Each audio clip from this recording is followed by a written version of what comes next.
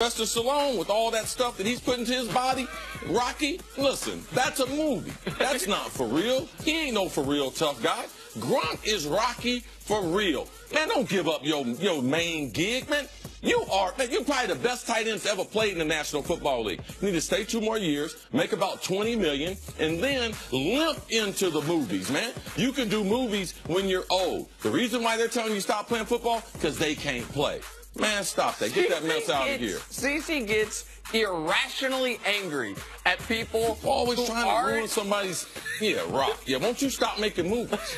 And won't you come back to the XFL? See how long that lasts for you. Them ain't nothing but show muscles. Get hit one time and just explode. Show muscles? Yeah, show. They're for a show. Yeah, he ain't. Them ain't real. I'm talking about real strong and tough. Well, the Cavs went crazy yesterday. The Celtics, Rockets, Thunder, right in his nose. And Warriors. And Gronk is for real. He's a real superhero. Sorry.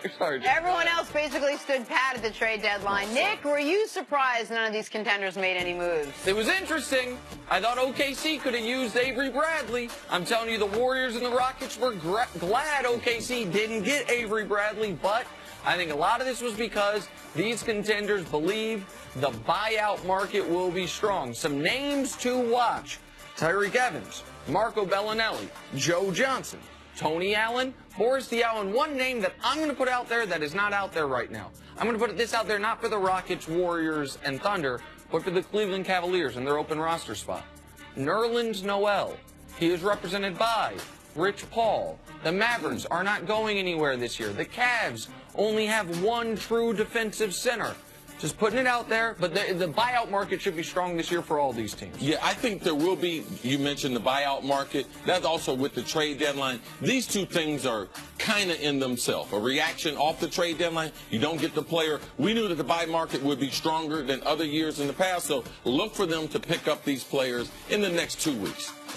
All right, more fallout from all those trades yesterday. After moving Larry Nance Jr. and Jordan Clarkson to Cleveland, the Lakers now have the cap space to bring in 2 max players as early as next season.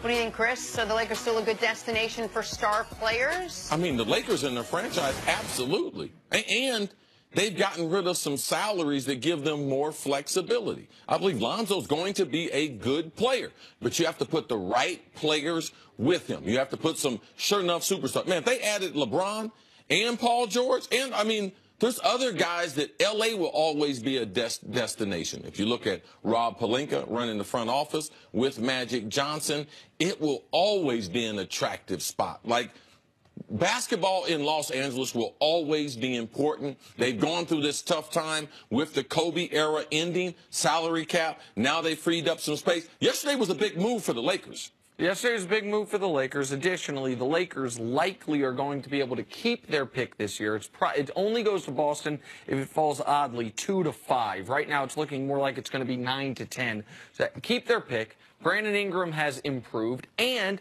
that was the bitter with the sweet if you're a Cavs fan. With what happened yesterday, you greatly improved your team, but you also greatly helped the Lakers by taking on Jordan Clarkson's contract, $14 million a year over the next 2 after this season, open up enough space to bring in 2 max players when LeBron has been a potential, when they have circled LeBron for the last few years. Yesterday, when we were on the show, Cleveland was not going to get LeBron back. And he was not going to the Lakers, just based on the structure and the way they were doing things. Now, at the end of the day, both of those options are on the table because he has a younger, more athletic team in Cleveland, and they've committed monies for next year that you can see through Dan Gilbert based on the luxury tax that he is committed to this team, and also L.A. clearing the deck that Magic Johnson, he had to quote, "I'm going to have 2 superstars on this under contract next season or 2019. So they have paved the way for them to be able to change this franchise and put themselves back in a winning position. I want the public to know that the names other than LeBron and Paul George, this offseason, the guys who will be free agents, LeBron, Paul George, CP3, Boogie, Kevin Durant technically as well, but you couldn't imagine him going. Next offseason, Kyrie, Klay Thompson, Kawhi Leonard, Jimmy Butler, Kevin Love. So in the next 2 off seasons, that's 10 of the 18 best players in the league, depending on where you slot Kevin Love, as available targets for the Lakers. Good. They should take all of them. That would be a reduction in price. Back to the Cavs side of all these trades. They look a lot different than they did yesterday at this time. This after sending 6 players, including Isaiah Thomas and Dwayne Wade, to new teams. Coming back, Larry Nance Jr., Jordan Clarkson, George Hill, and Rodney Hood. General Manager Kobe Altman describes his thought process making these deals.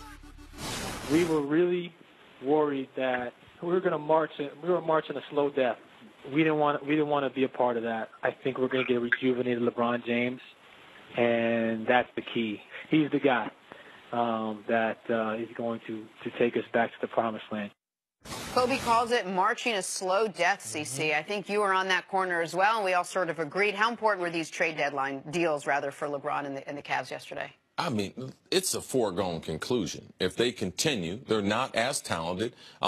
You had the question 2 days ago, is this rock bottom for you? And I said, no. I mean, they were going to keep falling and falling, and the Kyrie trade was just going to be put back in their face over and over and over. Now they can actually, because the 2 players, Crowder and IT, that were involved in this trade, they're gone now. So we can actually talk about it as being in the past. This is a better roster than what they had 24 hours ago. So LeBron's more likely to stay with this roster, and they got a better chance to win this year. Nick talks about LeBron, the #1 thing is winning this year. That would be the #1 way to keep him in Cleveland. Also, seen from Kobe, seen from Dan Gilbert, that they're committed to making this roster younger and more athletic and willing to pay the luxury taxes going forward. Those are all things that would try to, because I don't believe that LeBron will ever have full trust in Dan Gilbert,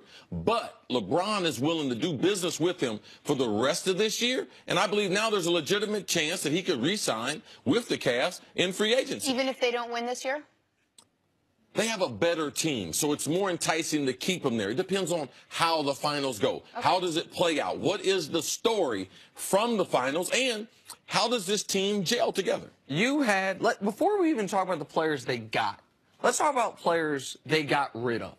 You had 3 guys on this team, specifically, that were negative locker room guys, in addition to playing terribly. Isaiah Thomas, who statistically has been the worst defensive player in 25 years in the NBA, in addition to shooting 25% from 3. And, oh, yeah, by the way, he seemed to hate everyone he played with and didn't think the coaches knew what they were doing. Him leaving makes them better. Jay Crowder, who was, I have been led to believe, supposed to be a team guy. Supposed to be a team guy. 3D, not talking a lot. Instead, I have good reason to believe he's the guy who was saying, yeah, I mean, LeBron has all these assists, but that's because he's hunting the assists instead of moving the basketball and having the worst year of his career. He's gone.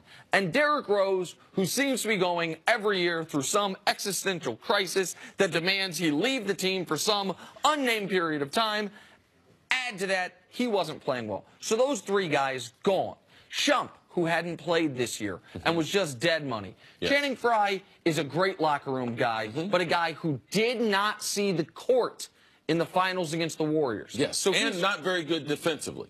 Absolutely a defensive liability. And then there's Dwayne Wade, who had rubbed some players the wrong way unintentionally, and with the new players wasn't going to play anymore. And they said to D-Wade, they didn't get anything back for D-Wade. Listen, your minutes are going to be cut. Would you like us to trade you to Miami? And he said yes. So that's the guys leaving.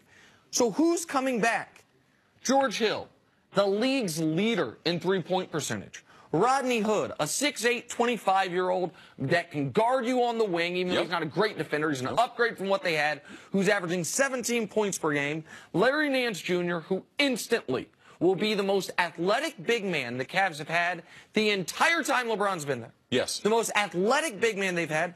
And Jordan Clarkson, who's a fine backup point guard. So are any of these guys lockdown defenders? No.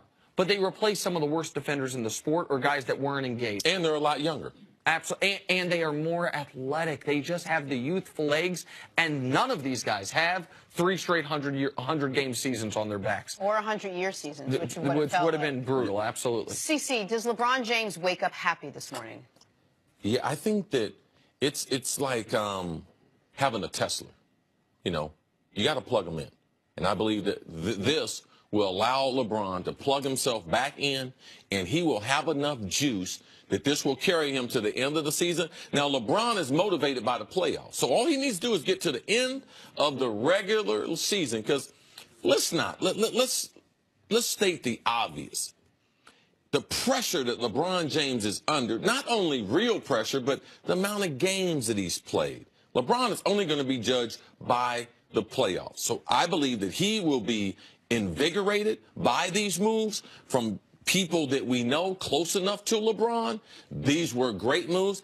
He liked being a part of even the Dwayne Wade discussion. That was the only discussion that was brought to his attention.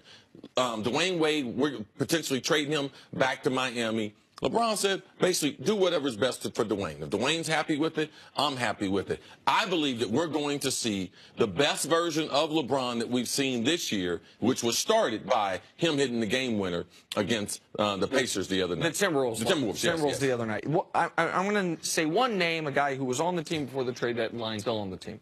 Cedi Osman. Why am I mentioning him? He played in that Timberwolves game more than he played any time in the last 2 months. And what was said by Ty Lue after the game? We're going to have to find a way to get him minutes. Why?